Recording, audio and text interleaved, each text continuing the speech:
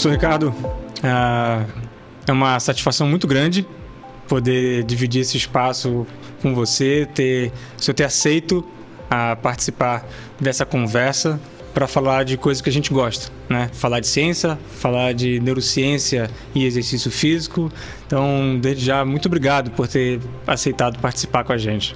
Eu que agradeço ter essa oportunidade de falar sobre o percurso, o meu percurso aqui na carreira científica, principalmente na neurociência. Exatamente assim que eu queria começar a nossa conversa, né? Como é que foi a sua trajetória? A gente sabe que você hoje é uma das pessoas que, no Brasil, manteve uma produção muito específica, praticamente em neurociência do exercício, né? Temos vários colegas que produzem neurociência do exercício, mas também produzem várias outras áreas. E você talvez seja um dos nossos principais exemplos de uma dedicação muito grande a isso. Mas como que você chegou até aqui? Como é que foi esse início? Isso aí, tudo começou, bom, primeiro pela minha vontade pelo interesse em fazer ciência, né? Então, desde que eu fiz a graduação em Educação Física, e depois da graduação eu comecei a trabalhar na área. Assim que eu me formei, eu tive um grande desejo em começar a fazer pós-graduação, porque eu queria entender, queria estudar, e não só trabalhar especificamente na área de educação física, né? E a partir daí eu não consegui, né? Eu tive alguns nãos na vida, né? Para não conseguir, porque eu era novo, né? Me formei muito cedo. E eu comecei a trabalhar na educação física em diferentes setores, né? Mas sempre com aquela vontade de seguir na ciência, porque eu queria entender, né, como é que funcionava. Eu não ficava satisfeito só em ficar dando o exercício físico para as pessoas, para diferentes idades, etc., né, trabalhar ou em academia ou em clube, não era esse meu interesse, né, mas uma questão de sobrevivência, a gente, não só sobrevivência, né, porque eu sempre gostei de fazer isso, eu fui atleta antes de entrar na área de educação física, então eu tinha esse interesse pela atividade física, pelo exercício físico, principalmente pelo exercício físico competitivo, e a partir daí, quando eu entrei na escola de educação física, eu vi que tinha muito mais para aprender, e não só em termos de competição. Daí eu comecei a trabalhar em várias áreas e eu cheguei a entrar trabalhar numa clínica de reabilitação cardiovascular, ou cardiorrespiratória, para pessoas com problemas cardíacos, que tinham infarto do miocárdio, ou com angina, fizeram angioplastia, ou fizeram, por exemplo, eram hipertensos, anginosos, ou fizeram ponte, né, de safena, etc. Então, todas essas pessoas com problemas cardíacos, né, ficavam numa clínica, uma clínica muito conhecida na época, né, e que eu trabalhava e aprendia muito nesse sentido, né, que me começou a aumentar o meu interesse, porque eu não ficava só na área de educação física, dando aquele exercício para as pessoas, onde você, entre aspas, você entra no automático, né? Sim. Porque muitas vezes você dá o exercício, às vezes muitos não sabem nem por que estão dando exercício, mas mesmo que você saiba, você fica naquela rotina. E não era esse meu interesse, né? E a partir daí eu conheci um professor, né, que é o professor Esper Cavalheiro, que frequentou, né, o local para fazer condicionamento físico, e ele viu meu interesse. Olha só. Ele viu meu interesse viu que eu era curioso nesse sentido, e ele, como um bom pesquisador, né, ele já observou esse interesse e falou assim: você quer fazer pós-graduação comigo? E era na área de neurologia, né? Então eu fiquei assim um pouco assim surpreso. Eu falei, puxa, mas eu estava entendendo bastante, eu trabalhei bastante com o sistema cardiorrespiratório, exercício, né? E participava de congressos, e também eu apresentava trabalhos, etc. Eu falei, não, mas vamos lá, né? E daí eu vi e me encantei pela parte do sistema nervoso, né? E vi que tudo começa no sistema nervoso e tudo termina no sistema nervoso quando você faz exercício. Né? Aí você vê, né? Para qualquer movimento que você faz, para correr, para andar, para pegar uma caneta, tudo começa lá em cima. E para terminar, é o sistema nervoso. Daí eu fiquei encantado. E daí ele me deu essa oportunidade, comecei a participar de seminários, onde ele começou a me observar, e depois eu entrei no mestrado, comecei a fazer pesquisa no mestrado, ele como o primeiro aluno, segundo aluno de pós-graduação dele da área de educação física, porque naquela época, né, em 90 e pouco, no laboratório dele, principalmente, tinha mais pessoas da área de neurologia. Né? E o ESPA tinha uma visão multidisciplinar, em que ele tentava mostrar que para você trabalhar com neurociência, ou mesmo nas doenças neurológicas, você tem que ter uma equipe multidisciplinar, você tem que ter o psicólogo, você tem que ter o assistente social, você tem que ter o fisioterapeuta e o professor de educação física. Então ele valorizava isso muito, e ele, com essa visão, ele me incluiu nesse contexto aí. E a partir daí eu fui o segundo, porque o primeiro já saiu, né? E eu fui depois dele eu fui o outro professor de educação física que entrou na área de neurociência. E a partir daí nós começamos a fazer uma série de trabalhos. E ele me incentivou nisso, né? Comecei a fazer meu mestrado tentando ver a ação de neurotransmissores, né, na hipertensão, né? Ver neurotransmissores no sangue, como é que altera frente ao exercício físico em pessoas com hipertensão. E meu doutorado, depois eu comecei a trabalhar na linha de epilepsia, porque ele trabalhava com epilepsia, ele desenvolveu um modelo de epilepsia do lobo temporal, utilizado no mundo inteiro até hoje, que é o modelo da pilocarpina. Sim.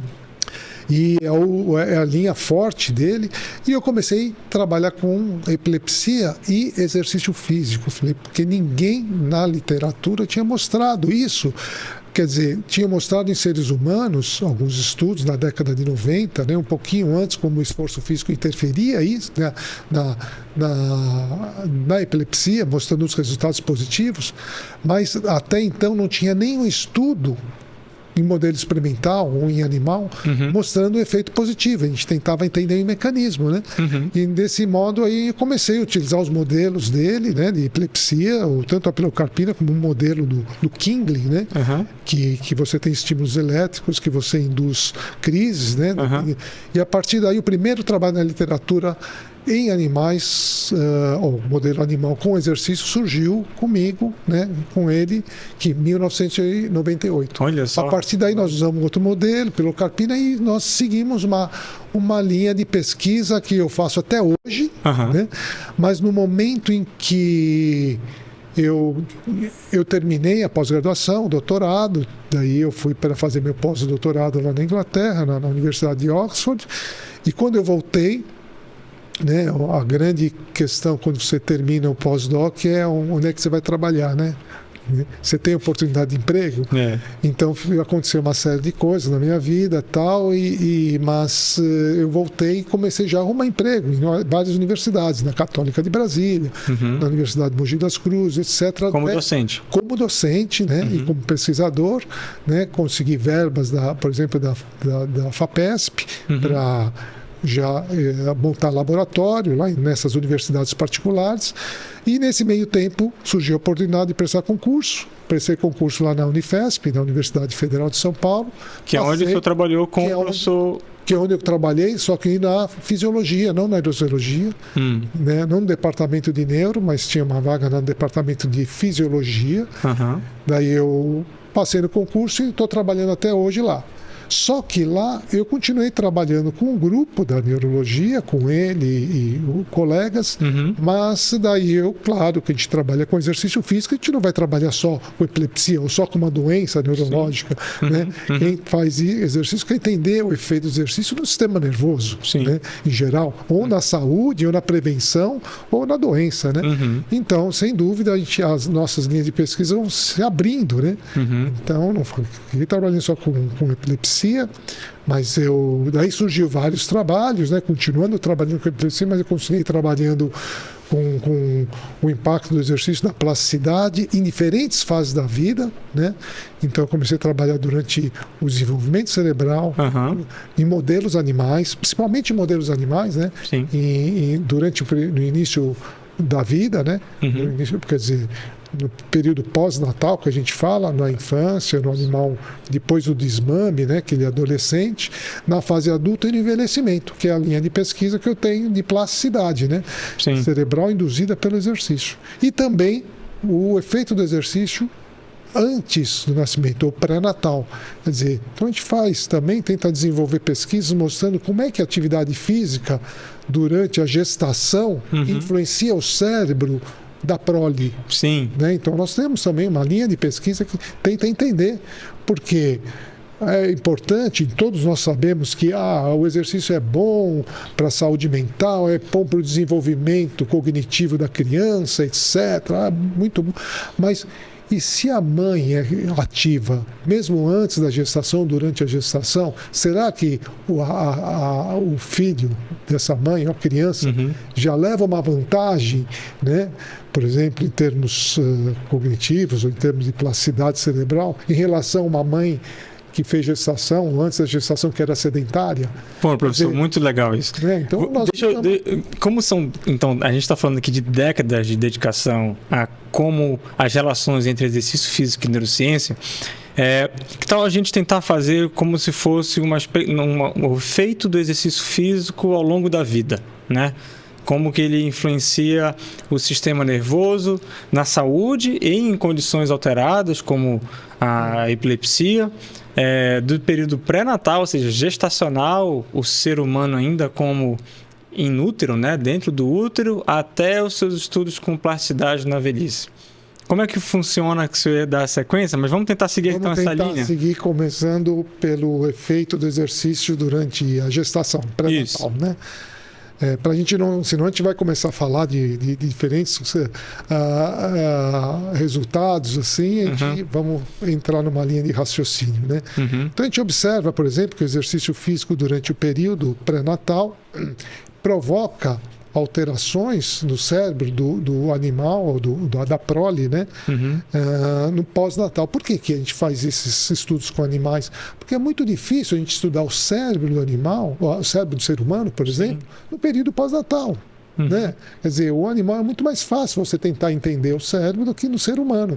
Primeiro porque a gente não pode fazer um estudo longitudinal, onde você pega um ser humano, uma mulher que está no período de gestação, fazer com que ela submeta ao treinamento físico e depois acompanhar o filho dela durante um período longo, com 5 até 10 anos. E com o animal a gente pode fazer isso. Que é rápido, né? Eles envelhecem rápido. Exato, que é rápido. Então, o que a gente faz é estudos com animais, né? Não que a gente não queira fazer com o ser humano, mas a gente sabe dos obstáculos que a gente tem com o ser humano. Sim. E daí a gente tenta entender. E nós observamos que o exercício físico que é feito durante esse período gestacional provoca alterações plásticas, né, no cérebro do animal durante a infância. Daí a gente tenta ver se a mãe que faz exercício físico, a gente observa também lá na fase adulto de filhos e mãe que fazem exercício. Mesmo eles não fazendo exercício. Então, quais são os resultados que vocês encontraram? A gente observa que você tem uma melhora, por exemplo, dessas substâncias que são liberadas durante o exercício, que a gente chama de fatores neurotróficos, né? A gente vê o aumento do número de células, mesmo de filhos da prole, né? De mães que fazem exercício. Eles não fazem exercício durante o período da infância e adolescência, mas parece que é uma resposta da influência da mãe, né, durante a gestação. Então nós e outros na literatura têm mostrado isso, né? Então a gente observa esse efeito da plasticidade positiva. Então a mãe, a fêmea, né, a camundonga, a rata fêmea que faz exercício físico, ela transmite para a ninhada, para os filhotes em útero, alterações no sistema nervoso desses filhotes que vão repercutir depois de nascidos na vida. E tem vários mecanismos epigenéticos que a gente tem de estudar, né, que influenciam, né, também. Mas daí a gente tenta estudar, por exemplo, numa mãe que sofre estresse ou sofre um insulto, por exemplo, cerebral. Então a gente injeta substâncias, né, que aumentam a inflamação, outras substâncias que interferem no sistema nervoso da mãe, ou mães que sofrem estresse, por exemplo, tem vários modelos de estresse que é por contenção, então bem estabelecidos, e a partir daí eu comparo essa mãe que sofre estresse com a mãe que sofre estresse, mas é ativa, que faz exercício físico, numa esteirinha, numa rodinha, né? Sim. E daí eu vejo o que acontece no filhote. A gente observa que as alterações comportamentais né, por exemplo, de mãe que sofre estresse e o filho sofre também um estímulo negativo cerebral, ele está muito mais protegido da mãe que faz exercício. Então a gente observa tanto da mãe que faz exercício e o filho sofre estresse e vê o cérebro do indivíduo, ou tanto da mãe que sofre estresse e vê a prole, né? Quer dizer, pós-natal. E o que muda no sistema nervoso, assim, para a gente ter uma ideia de que alterações nas células? Então, tem estudos na literatura que mostram alterações, por exemplo, no sistema de neurotransmissores, mostram que você tem um processo inflamatório menor, né, o eixo hipotálamo, hipófise adrenal, né, que age de uma forma assim diferente de uma situação que você sofre um estresse, né? Dos animais que fazem exercício. Parece que eles têm tipo uma resiliência para isso, né? Entendi. Então a gente observa esses efeitos, né, positivos de quem faz exercício na infância, durante o período da gestação, tem na prole alguma transferência, né, de informação que faz com que o cérebro talvez fique mais protegido. Entendi. Né? Então, protegido quando você tem um estímulo, né, que pode ser deletério. Ou numa mãe sadia, a gente vê o estímulo, né, da neuroplasticidade positiva, né? Que repercute na cognição. Repercute na cognição. E daí a gente faz estudos, independente do efeito pré-natal, né? A gente faz estudos na infância ou na adolescência, né? Por exemplo, animais que após o desmame, com 21 dias de vida, onde ele fica com a mãe, né? A gente começa a submeter o animal a um treinamento físico e estuda o cérebro dele lá na frente, quando ele está adulto. E daí eu começo a ver todas as alterações da estrutura do cérebro, a morfologia, né, que a gente observa aumento do número de neurônios, o número de células, né, de forma geral, neuronais e não neuronais. A gente observa aumento da expressão desses fatores, né, que a gente conhece, que são os fatores neurotróficos, né? Que é o BDNF, que é o mais estudado durante o exercício físico, sobre o processo inflamatório. Então, a gente observa que o animal que faz exercício durante esse período da adolescência, é onde você ainda tem uma maturação do cérebro, né? Até a fase adulta, você tem esses efeitos plásticos positivos, funcionais e estruturais, né? E se ele para de fazer exercício, essa melhora permanece? Ou... O que a gente observa em alguns estudos, né, em nossos estudos, que nós tentamos interromper o exercício físico e tentamos estudar mimetizar o humano, por exemplo. Você tem uma criança, um adolescente que é extremamente ativo durante o período da adolescência e da infância e por motivos, quando chega na fase adulta ou terminando a adolescência, aumenta o comportamento sedentário. Sedentário, por diferentes motivos, entra na universidade, na área profissional e não tem tempo por exemplo, de fazer atividade física regular. O cérebro dele, depois de um tempo, né, esse período sedentário, ele é mais resistente, ele continua sendo plástico. A gente tenta estudar isso em animal. Então a gente faz um programa de treinamento físico durante esse período da adolescência, deixa o animal parado por um certo tempo, destreinado ou sedentário, e depois estuda. E a gente observa que ainda tem efeitos em algumas condições, por exemplo, alguns marcadores, por exemplo, de funcionais ou de estrutura do sistema nervoso, ainda estão alterados positivamente do animal que ficou parado, mas fez exercício antes. Então, o que a gente sugere? Né? A gente sugere que a gente tem um efeito duradouro. Mas a gente não pode falar que esse efeito duradouro, será que ele persiste até o envelhecimento? Tem estudos na literatura que mostram, estudos aqui retrospectivos, né, que mostram que pessoas que eram fisicamente ativas, né, durante esse período da adolescência, ou mesmo da fase adulta, elas são mais resilientes a doenças, por exemplo, neurológicas, né, no envelhecimento. Mas com o animal, quando a gente tenta estudar mais, né, a estrutura, a função, a gente observa que nesse período, né, mais ou menos, não no envelhecimento, mas mais ou menos no meio da vida do animal, a gente ainda tem efeitos positivos. é o que chamam de reserva cognitiva, né? De reserva neuronal. Eles chamam de reserva neuronal ou reserva cognitiva, que ainda não é bem entendido, né? Sim. A gente tem várias debate, né? hipóteses tentando mostrar esse efeito da reserva neuronal, reserva cognitiva. Sim. Né? Mas a gente mostra também quando você dá um insulto cerebral, por exemplo, injeta uma substância que provava crises, por exemplo, no animal que já treinava durante a adolescência, parece que ele tem os sinais motores são acontece são mitigados, mais, né? Isso, mais amena do que.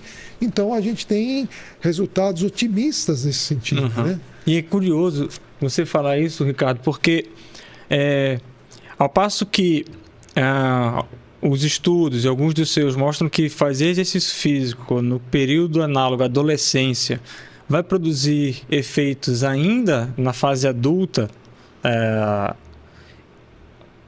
Por outro lado, nós temos um percentual enorme de adolescentes que não fazem a recomendação, que não conseguem praticar, ou por opção, ou por limitações de oferta, o mínimo de atividade física recomendado. Essa população é grande, né, que não pratica, e que talvez isso possa ter repercussões negativas sobre a cognição desses adolescentes ao se tornarem adultos. E, ao mesmo tempo, a gente é uma das faixas etárias que tem menos estudo em neurociência do exercício em humano. A gente conhece muito do efeito do exercício físico no adulto, no idoso, na criança, e na adolescência a gente precisa estudar mais. Precisa estudar mais nesse sentido, né? A gente tem uma dificuldade muito maior de trabalhar nessa faixa etária, porque qualquer estudo que você faz com humanos, por exemplo, com animal é muito mais fácil. Quer dizer, como eles são ainda menores de idade, você precisa sempre da autorização dos pais ou dos responsáveis para executar. Então, tem vários fatores que dificultam os estudos em humanos, né? Mas você pode fazer estudos aqui, retrospectivo, estudo cross-seccional também, Sim.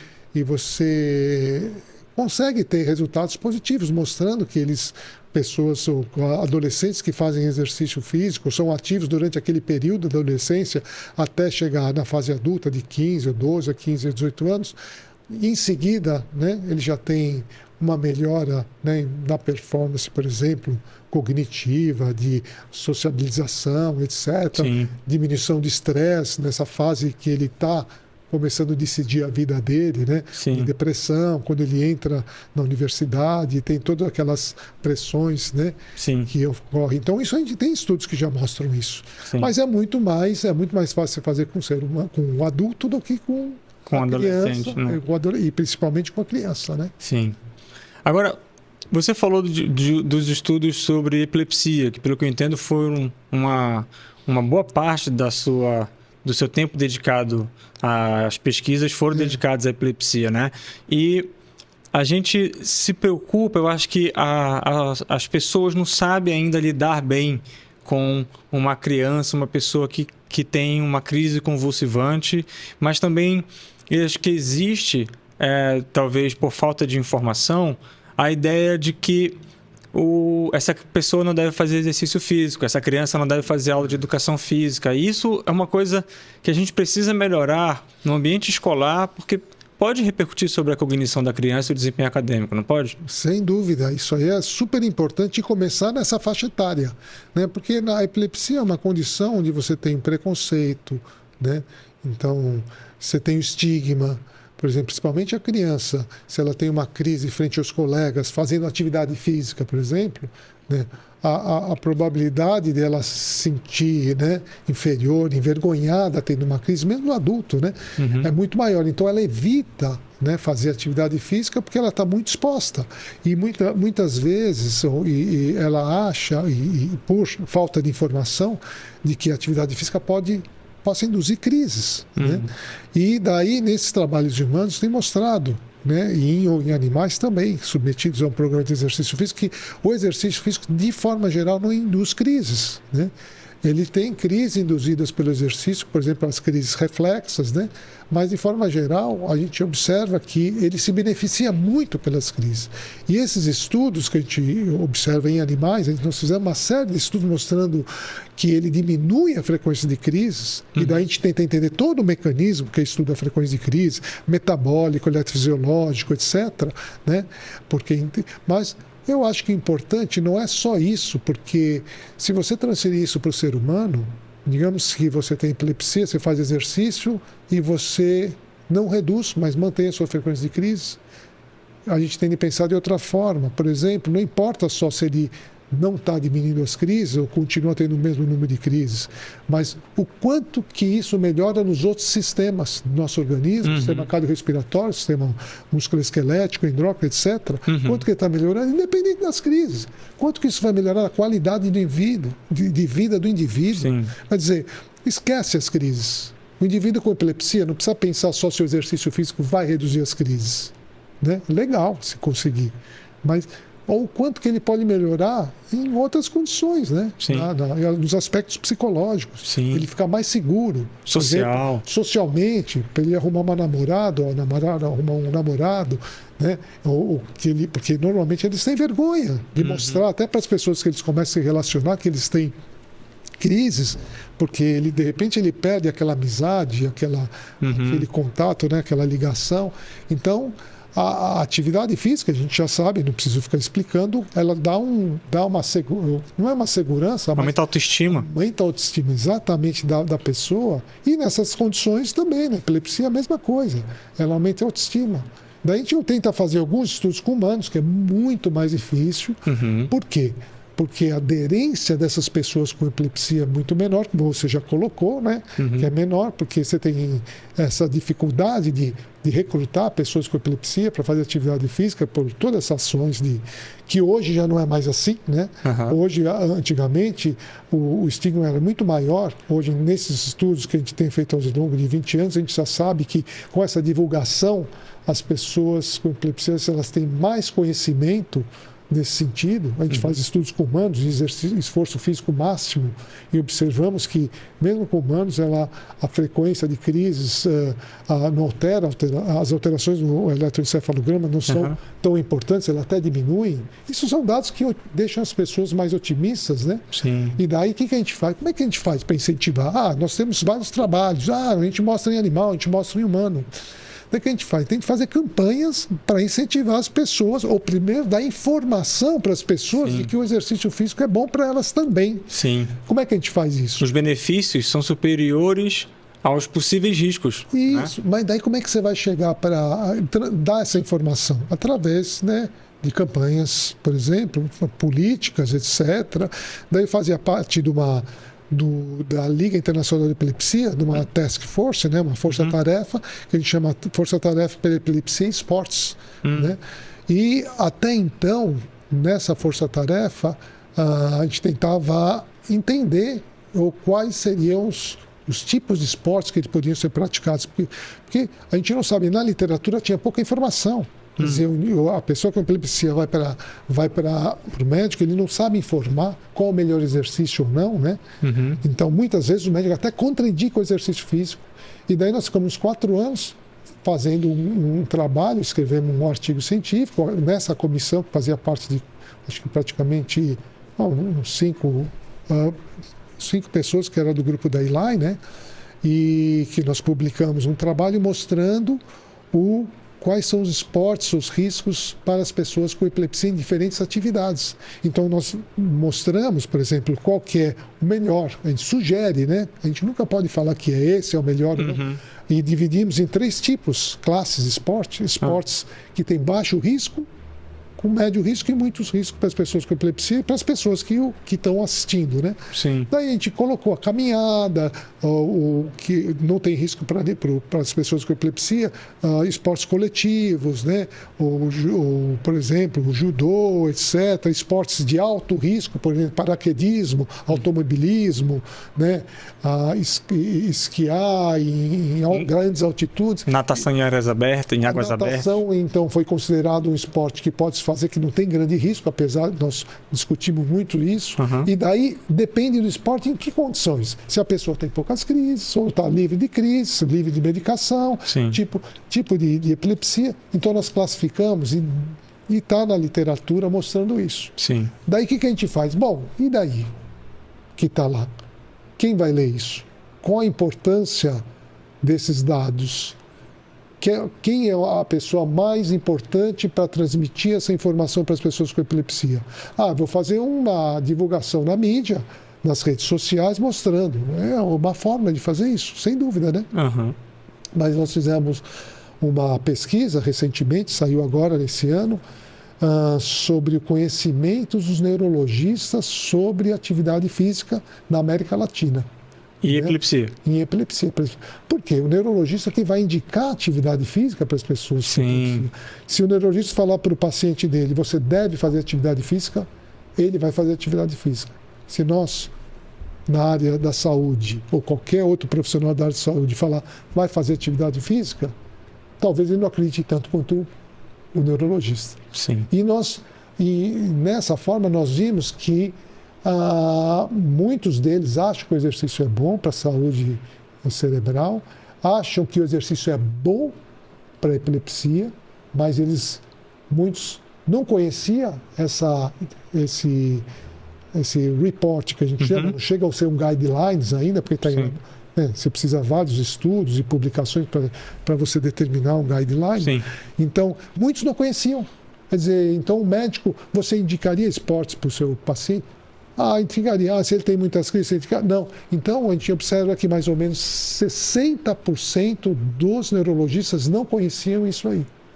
Então, tem vários caminhos de fazer com que esse cenário modifique. E acho que um dos caminhos importantes é esse. Conscientizar o profissional, o médico, principalmente o neurologista ou epileptologista, dessa importância do exercício. Sim, é a prática baseada em evidências, né? Exato. E daí, claro, divulgar essa informação de várias formas, né? Essa é uma linha. E agora a gente trabalha também com envelhecimento, com modelos animais, mas existem muitos estudos que mostram isso, mas só que a gente tenta entender mecanismos mais específicos, né? Muito interessante, professor, muito interessante. Essa perspectiva de como a produção científica, que é fundamentalmente desenvolvida nas universidades no Brasil, nas universidades públicas, e como essas pesquisas podem ser usadas para subsidiar, para embasar a prática profissional, no nosso caso aqui, dos profissionais da área da saúde, do médico, do professor de educação física, fisioterapeuta, psicólogo, terapeuta ocupacional, fonoaudiólogo e dentre outros, é uma política, é uma estratégia que precisa ser politicamente fomentada, né? Precisa ser incentivada e desenvolvida. E uma coisa que a gente tem de pensar, nós que somos pesquisadores, né? Que a gente tem os resultados, nós publicamos os resultados, mas esses resultados ficam na área científica, né? Os bons resultados, e a gente tem de divulgar isso, né, nas redes sociais. Isso aí não pode ficar só exclusivamente no meio científico, mas isso aí tem de ser divulgado, a importância, no nosso caso aqui, da área do exercício físico, para a comunidade. Sim. E não é comunidade científica, para a comunidade de forma geral. Sociedade, para a sociedade, entendeu? Eu acho que essa é a importância da pesquisa. Não é só ficar restrita a isso. Sim, né? sim. Então, o resultado é esse. Né? Depois de toda essa pesquisa, o gasto que se tem em executar, investimento, etc., isso aí tem de ser, né? O resultado final é realmente para a sociedade. Né? Isso.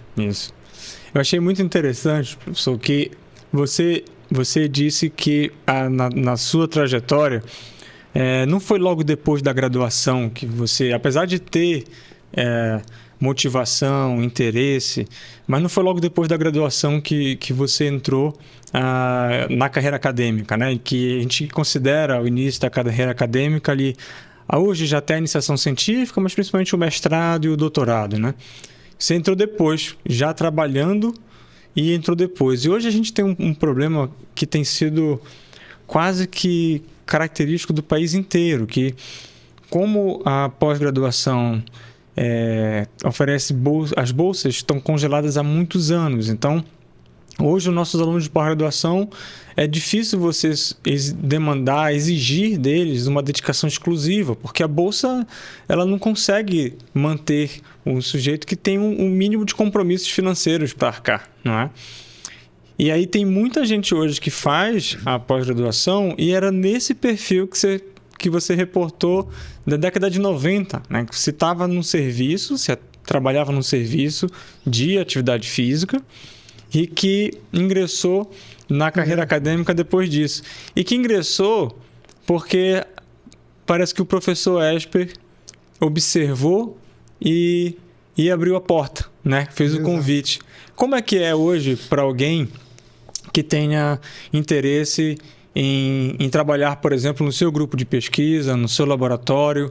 Como é que é o caminho das pedras para chegar aí? Sabe o que eu acho, João? Eu acho que é o perfil. Quer dizer, primeiro tem que ter o perfil do indivíduo para querer fazer e saber todas as dificuldades que existem para isso. Eu tive de trabalhar por muito tempo para me sustentar, porque muitas pessoas ficam na mesma situação e mais ou menos depois que eu comecei a trabalhar com educação, mas quase 20 anos depois que eu comecei a fazer a minha pós-graduação. Não, isso aí, uns 8 anos mais ou menos, porque eu não tinha condições. E eu sempre tive a oportunidade, queria, desde o início, assim que eu terminei a minha graduação, eu queria fazer, e eu fui praticamente desmotivado a fazer por uma série de razões, não só minhas, não minhas, mas do outro lado, que não me deu oportunidade, mas depois eu fiz. Mas daí você tem o lado individual, da pessoa que quer fazer, é persistente, né? E agora não, agora você tem uma outra situação, quando você sai da universidade, se forma na graduação, ou antes você faz uma iniciação científica e você já entra na área, né, da pós-graduação, na área acadêmica, se você tem interesse. E hoje, naquela época, você tinha mais oportunidades em sentido de que você tinha uma condição, um recurso, por exemplo, das bolsas, né, financeiro melhor. Hoje nós temos as bolsas, você sabe, o valor é mais restrito, e hoje os alunos que tentam fazer pós-graduação, acho que eles pensam, né? Porque eles vão ver que a dificuldade é muito maior, né? Nesse sentido, né? Sim. E uma coisa que a gente tem de falar para o aluno é isso, colocar todas essas dificuldades, mostrar para eles. Né? Independente do lado financeiro, que eu acho que é um fator que hoje em dia influencia muito, né? Porque ele vai sair da universidade, em vez de ele ir para a área profissional direto, ele vai fazer mais 2 anos de mestrado, mais 4 anos de doutorado, mais um pós-doc, ele vai ficar 6, 8 anos para depois tentar entrar na área acadêmica e não sabe quantas oportunidades ele vai ter para entrar. Ele já pode entrar na área profissional e se sustentar, né? Ou a família, ou ele mesmo. Então esse eu acho que é um lado que nós estamos vendo que os alunos não estão entrando na pós-graduação, né? Sim. Mas eu acho que a gente tem de colocar para o aluno as condições e as dificuldades, né? O que ele vai enfrentar numa pós-graduação. Eu acho que a gente tem que ser sincero com o aluno. O aluno, quando chega para a gente, não pode falar: olha, que bom, você está interessado, vamos fazer o mestrado? Ah, legal, hein? Começa... Não, você tem de colocar como é que são as regras de uma pós-graduação, do programa, os créditos, quanto que ele tem de estudar, quanto que ele tem de ver na literatura, ele tem de aprender a outra língua, que a literatura 99% é em inglês, se você quiser fazer um trabalho e publicar em revistas de bom impacto. Na nossa então, área, você tem de cumprir créditos, tem de fazer prova de inglês, você tem uma série de coisas, defender a tese, escrever, porque muitas vezes você não sabe. Então tem todas essas dificuldades que ele tem de fazer no período curto. Né? E eu acho que a gente tem de expor isso para ele. Sim. Porque ele é o jovem, ele está entusiasmado para fazer, e depois que ele entra, daí ele está num beco sem saída. Puxa, eu volto, vou sair, vou trabalhar. Sim. Ou ele pode terminar o mestrado e ir embora, né? Você vê essa vazão de alunos que tem, principalmente agora na nossa situação. Então eu acho que isso é uma coisa muito importante de a gente fazer. Nós profissionais, nós trabalhamos na área acadêmica ou na área de pesquisa, colocar esse perfil da situação, né, da ciência. Sim, ele tem que ter consciência de que... E se ele quer ou não fazer. Difícil, entendeu? Se ele quer ou não. Mas eu acho que, ainda assim, a mensagem, não que essa seja negativa, mas a mensagem ela é positiva, porque é importante que o sujeito entenda que não é simples, que é difícil, que é complexo. Mas assim como nós dois e tantos outros, que a gente se apaixona por isso. Eu acho que o fazer ciência é para quem gosta, para quem experimenta de fato, né?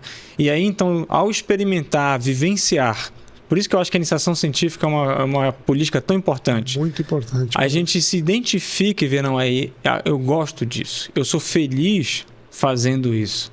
Né? Aí essas dificuldades todas, elas têm que estar na mesa, mas se é o que você gosta, e se isso te dá perspectivas de que você vai ter um trabalho, não vai ter só um emprego, né? Aquilo é o teu trabalho, vai ser a tua vocação. Sem dúvida.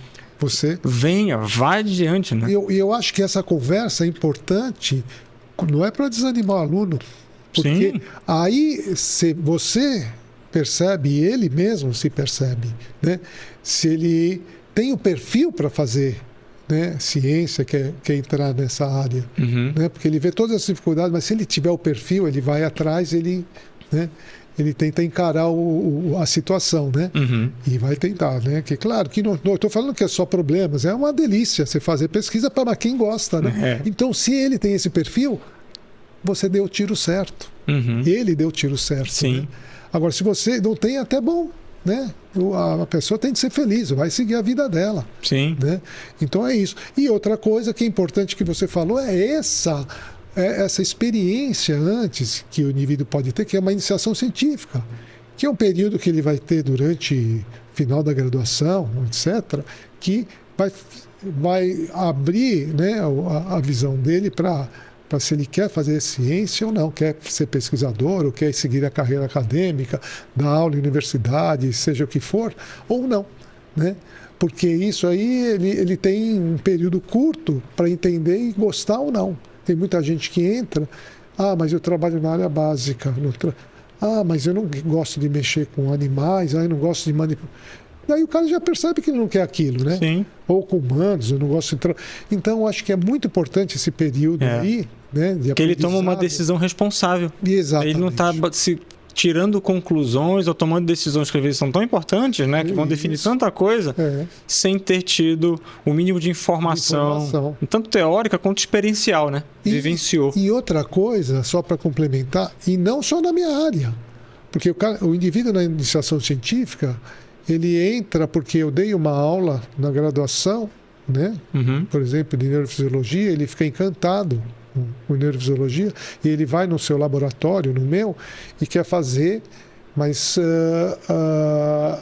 pós-graduação, né, no meu laboratório, na área de neuro, mas às vezes ele não teve nem os outros, não aprendeu nem sobre os outros sistemas.